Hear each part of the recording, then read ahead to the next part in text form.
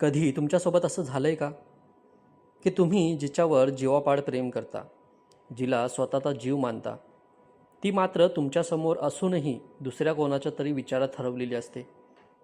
तुम्ही तिच्याशी बोलताय, पण तिचं लक्ष तिच्या मोबाईलमध्ये कोणाच्या तरी स्टेटस बघण्यात आहे. किंवा ती तुमच्याशी बोलताना सारखी त्या दुसऱ्या मुलाचं नाव काढते. अशा वेळी काळजात चर होतं, बरोबर ना? आपल्याला राग येतो, आपण चिडतो, कधीकधी तर आपण तिच्यासमोर रडतोसुद्धा. आपण तिला विचारतो, तो माझ्यापेक्षा चांगला आहे का? तू माझ्याशी अशी का वागतेस? पण भावांनो, हीच तुमची सर्वात मोठी चूक आहे. जेव्हा तुम्ही समोरच्याच्या मागे लागता, तिला मनवण्याचा प्रयत्न करता, तेव्हा सायकॉलॉजीनुसार तुमची किंमत तिच्या नजरेत अजून खाली पडते. तिला वाटतं की हा माणूस माझ्याशिवाय जगू शकत नाही, आणि तिथूनच तुमचा पराभव सुरू होतो. मग अशा वेळी नक्की काय करायचं? तिचं लक्ष त्या दुसऱ्यावरून हटवून फक्त तुमच्यावर कसं खेळवायचं? आज मी तुम्हाला अशा काही डार्क आणि बोल्ड ट्रिक्स सांगणार आहे, ज्या वापरून तुम्ही तिच्या मनात स्वतःची जागा बनवाल की ती तुम्हाला विसरू शकणार नाही. ती स्वतः तुमच्याबद्दल विचार करायला लागेल, तिला तुमची ओढ लागेल. हा व्हिडिओ शेवटपर्यंत बघा, कारण आज मी नात्यातल्या अशा गुपितांचा पर्दाफाश करणार आहे, जो तुमचा पूर्ण गेम बदलून टाकेल. चला तर मग सुरू करूया. पहिला मार्ग, लांब राहून ओढ निर्माण करा. बघा मित्रांनो, निसर्गाचा एक साधा नियम आहे. ज्या गोष्टीसाठी आपण जास्त कष्ट करतो तीच आपल्याला मौल्यवान वाटते, आणि जी गोष्ट आपल्याला सहज मिळते तिची आपल्याला किंमत नसते. नात्यातसुद्धा असंच असतं. जर ती दुसऱ्याचा विचार करते तर याचा अर्थ असा की तिला तुमची खात्री पटली. तिला माहिती आहे हा मुलगा कुठेच जाणार नाही, मी याला कितीही लांब ढकललं तरी हा माझ्याच मागे येणार. म्हणूनच तिचं लक्ष भरकटले. आता तुम्हाला काय करायचं आहे? अचानक तिच्यापासून लांब व्हा. तिचे मेसेज आल्यावर लगेच उत्तर देऊ नका. तिचे कॉल उचलण्यासाठी धडपड करू नका. जेव्हा तुम्ही तिला विचारणं सोडून देता, तेव्हा तिच्या मनात पहिली ठिणगी पडते. तिला प्रश्न पडतो की हा मुलगा अचानक असा का बदलला? जो कालपर्यंत माझ्या मागे मागे फिरत होता, तो आज मला भाव का देत नाही आहे? याला सायकोलॉजीमध्ये म्हणतात भीती निर्माण करणे. तिला तुमची कमतरता भासू द्या. जेव्हा तुम्ही तिच्यासाठी 24 तास हजर नसता, तेव्हा तिला तुमची किंमत कळायला लागते. जोपर्यंत तुम्ही तिच्यासमोर नाचत राहाल, तोपर्यंत ती दुसऱ्याचाच विचार करणार. ज्या दिवशी तुम्ही गायब व्हाल, त्या दिवशी ती तुमचा विचार करायला सुरुवात करेल. थांबा भावांनो, इथेच एक गोष्ट मनावर कोरून ठेवा. प्रेम करणं चुकीचं नाही, पण प्रेमात स्वतःची किंमत विसरणं खूप चुकीचं आहे. आपण कोणावर तरी जीव लावतो कारण आपल्याला त्या व्यक्तीकडून साथ हवी असते, अपमान नाही. लक्षात ठेवा, जो स्वतःचा आदर करतो, जग त्याचाच आदर करतं.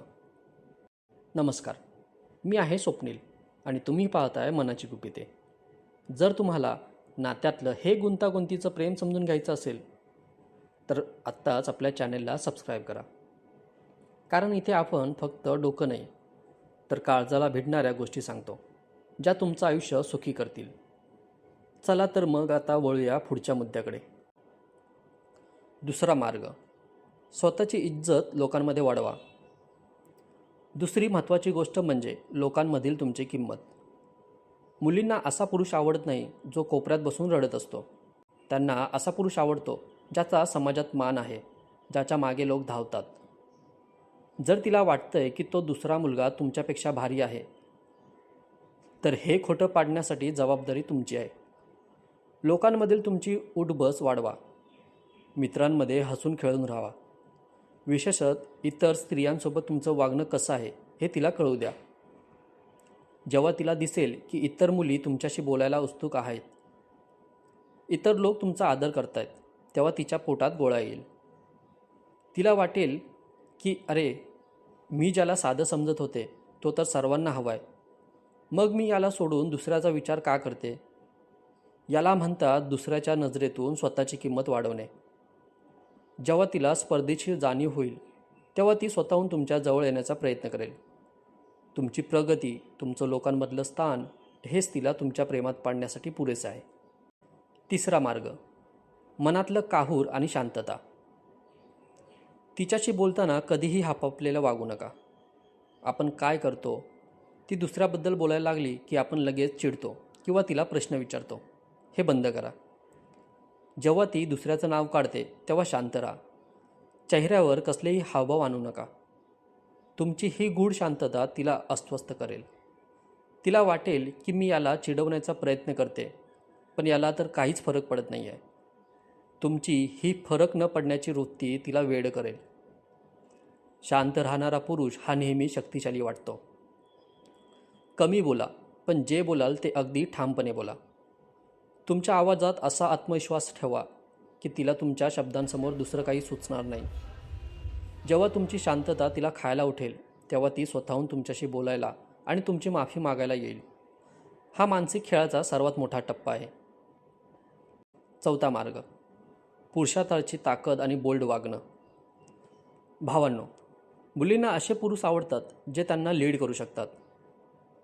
म्हणजे जे स्वतःचे निर्णय स्वतः घेतात आणि कोणाच्या दबावाखाली येत नाहीत. जर ती दुसऱ्याचा विचार करते तर याचा अर्थ तुमच्यातला तो रांगडा स्वभाव कुठेतरी हरवला आहे.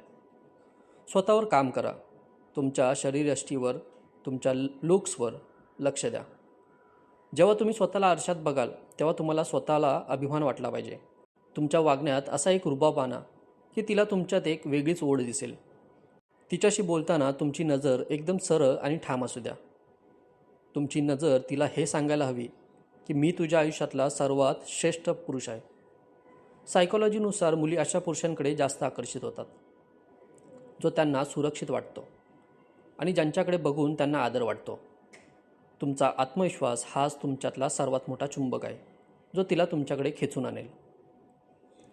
तर मित्रांनो, आज आपण पाहिलं की जेव्हा ती दुसऱ्याचा विचार करते तेव्हा रडण्यापेक्षा किंवा भांडण्यापेक्षा सायकोलॉजीचा वापर करून स्वतःची किंमत कशी वाढवायची. लक्षात ठेवा, प्रेम ही काही मिळवण्याची गोष्ट नाही, ती कमवण्याची गोष्ट आहे. स्वतःला इतकं मौल्यवान बनवा की समोरच्याला तुम्हाला गमावण्याची भीती वाटली पाहिजे. ज्या दिवशी तिला हेही भीती वाटेल त्या दिवशी तिच्या मनात फक्त आणि फक्त तुमचीच जागा असेल. तुम्हाला काय वाटतं? तुमच्या आयुष्यात कधी असा प्रसंग आला आहे का आणि तुम्ही त्याला कसं तोंड दिलं? कमेंट्समध्ये नक्की सांगा. व्हिडिओ आवडला असेल तर व्हिडिओला लाईक करा. व्हिडिओ आवडला असेल तर मनापासून लाईक करा आणि आपल्या मनाच्या गुपिते चॅनेलला आत्ता सबस्क्राईब करा. कारण इथे आपण सत्याचा सामना करायला शिकवतो. पुन्हा भेटूया अशाच एका विषय हार्ड व्हिडिओमध्ये. स्वतःला ओळखा आणि खंबीर बना. धन्यवाद.